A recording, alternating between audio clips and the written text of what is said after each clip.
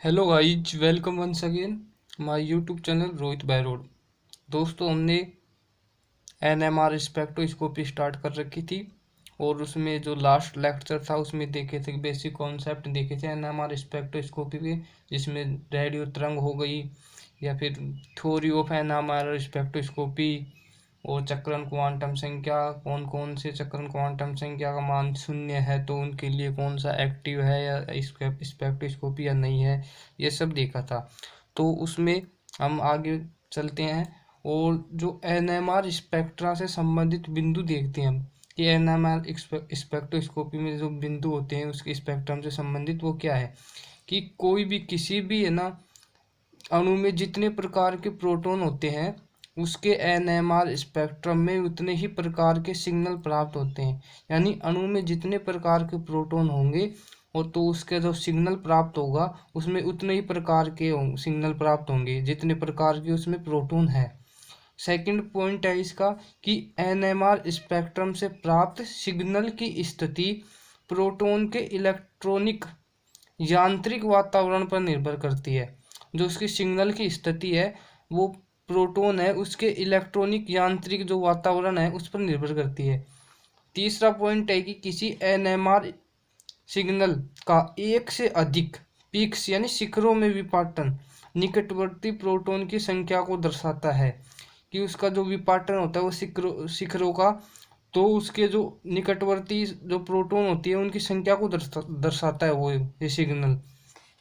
और चौथा पॉइंट है कि यदि निकटवर्ती परमाणु पर एन समतुल्य प्रोटॉन उपस्थित हो तो उनके प्रभाव से एनएमआर सिग्नल n+1 शिखरों में विपाटित हो जाता है कि जिसकी निकटवर्ती में जैसे एन है तो उसका जो विपाटन होगा एनएमआर सिग्नल का तो n+1 यानी +1 ऐड हो जाएगा। माना कि परमाणु पर दो समतुल्य प्रोटॉन है तो 2+1, जैसे यहाँ पर 2 हो गया एन की जगह तो 2+1 बराबर 3, तो 3 शिखरों में विपाटन हो जाएगा इसका, ऐसे ये।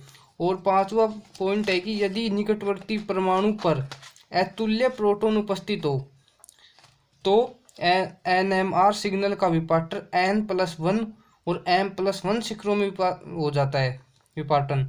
और जो यहाँ पर एयर जो n और m है वो निकटवर्ती परमाणुओं पर उपस्थित भिन्न भिन्न प्रोटॉन की संख्या होती है। तो ये थे अपने एनएमआर स्पेक्ट्रम से संबंधित बिंदु। और दोस्तों, आप हमारे चैनल पर पहली बार आए हैं तो चैनल को सब्सक्राइब जरूर कर ले ताकि आने वाली वीडियो का नोटिफिकेशन आप तक पहुंच सके। हम हिंदी मीडियम में कोशिश कर रहे हैं, हिंदी मीडियम की आएंगे हमारी सभी वीडियो और विथ नोट्स। आप इनको नोट भी करते रहिए, अपने रजिस्टर में नोट्स बनाते रहिए। अब अगला पॉइंट है तुल्य प्रोटॉन। जो ये तुल्य प्रोटॉन है ये मोस्ट इम्पोर्टेंट है, हर बार एग्जाम में आता है। ये एक लास्ट ईयर छोड़ दे तो उसके बाद तुल्य या अतुल्य प्रोटॉन, ये दो क्वेश्चन ऐसे हैं हर सत्र आपको एग्जाम में मिलेंगे पक्का। आप चाहे सॉलिड पेपर उठाकर देख लो या फिर लास्ट ईयर के जितने भी पेपर हुए हैं उनको उठाकर देखोगे तो तुल्य प्रोटॉन एनएमआर स्पेक्ट्रोस्कोपी से तो ये गारंटीड है क्वेश्चन, तुल्य और अतुल्य प्रोटॉन। तो देखते हैं तुल्य प्रोटॉन। किसी अणु में उपस्थित वे प्रोटॉन जिनके बंध कोण और बंध लंबाई के मान समान होते हैं, कि जो अणु है उसमें उपस्थित ऐसे प्रोटॉन जिसका बॉन्ड एंगल और बॉन्ड वो लेंथ का जो मान होता है वो समान होता है, अर्थात जिनका इलेक्ट्रॉनिक वातावरण एक समान होता है, तुल्य प्रोटॉन कहलाते हैं। और ये प्रोटॉन समान सामर्थ्य वाले चुंबकीय क्षेत्र में अवशोषित होते हैं। इस कारण अणु का एक ही एनएमआर सिग्नल प्राप्त होता है कि ये समान सामर्थ्य वाले क्षेत्र में अवशोषित होते हैं। इस कारण इनका जो एनएमआर सिग्नल है वो एक ही प्राप्त होता है।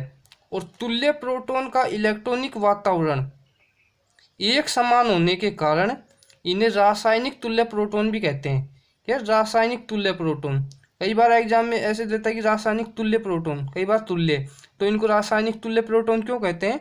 क्योंकि जो इनका इलेक्ट्रॉनिक वातावरण है प्रोटॉन का वो एक समान होता है, इस कारण इसको रासायनिक तुल्य प्रोटॉन भी कहते हैं। अब इसके एग्जाम्पल देखते हैं हम।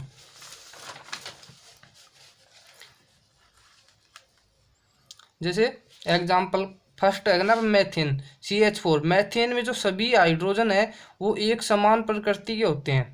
आप देख सकते हो H जो चारों इसके हाइड्रोजन परमाणु है वो सेम है, तो ये 1 MR सिग्नल एक ही NMR सिग्नल दर्शाता है ये।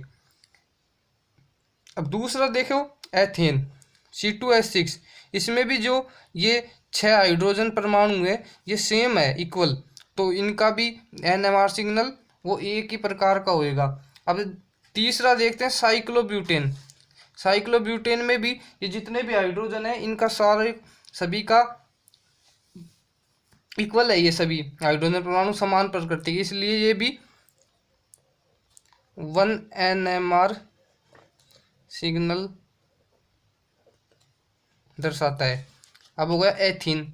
एथीन में देखो, एथीन से जब जो प्लेन सिमेट्री गुजारते हैं तो इसके बीचों बीच से तो ये सेम 2 भागों में विभाजित हो जाता है। और इसमें भी जो ये हाइड्रोजन है, चारों हाइड्रोजन समान प्रकृति के होने के कारण ये भी 1 MR सिग्नल दर्शाता है। ऐसे देखो बेंजीन। अब बेंजीन में भी जो 6 के 6 जो इसके हाइड्रोजन परमाणु है वो समान उसके प्रकृति के होने के कारण ये भी एक NMR सिग्नल, बेंजीन भी इसका एक ही NMR सिग्नल दर्शाता है।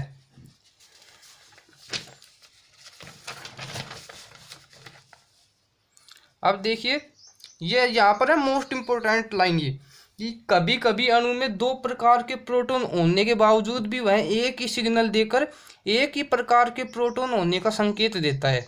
इसका मोस्ट एग्जाम्पल है, आप इसको स्टार लगा ली यहाँ, ये बहुत एग्जाम पॉइंटों की दृष्टि से बहुत इंपॉर्टेंट है ये, कि साइक्लोहेक्सेन है ना, इसमें 2 प्रकार के प्रोटॉन होते हैं, एक तो अक्षीय और एक निरक्षीय, बट ये दर्शाता है एक ही सिग्नल को शो करता है एक, और इसमें होते 2 प्रकार के। देखिए तो आप साइक्लोहेक्सेन, इसमें 2 प्रकार के प्रोटॉन होते हैं लेकिन सामान्य कमरे के ताप पर वह एक ही सिग्नल दर्शाता है।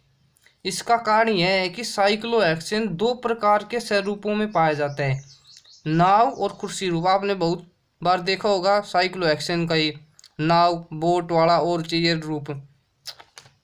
तो इन दोनों की ऊर्जा में जो मान होता है ना ऊर्जा का, उसमें मात्र 5 कैलोरी मोल ऊर्जा का ही अंतर होता है, जो सामान्य कमरे के ताप पर इन्हें आसानी से मिल जाती है। और ये दोनों स्वरूप एक दूसरे में परिवर्तित होते हैं। जो इतना कम अंतर होता है इसका, तो ये कमरे के जो सामान्य कमरे का ताप होता है ना उसमें इन्हें आसानी से मिल जाती है ये एनर्जी। और ये दोनों स्वरूप एक दूसरे में अंतर परिवर्तन होते रहते हैं।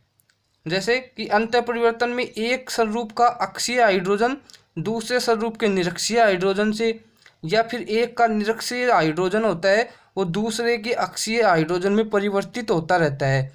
अतः NMR स्पेक्ट्रम में एक ही सिग्नल प्राप्त होता है। इसमें होते तो 2 हैं, लेकिन जो सामान्य कमरे का ताप है उस पर ये अपने एक दूसरे में अंतर परिवर्तित होते रहते हैं, जिस कारण इनका एक ही प्रकार का NMR स्पेक्ट्रम प्राप्त होता है।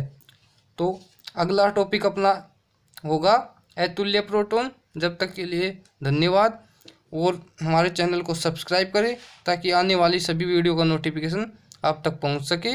Thanks for lot.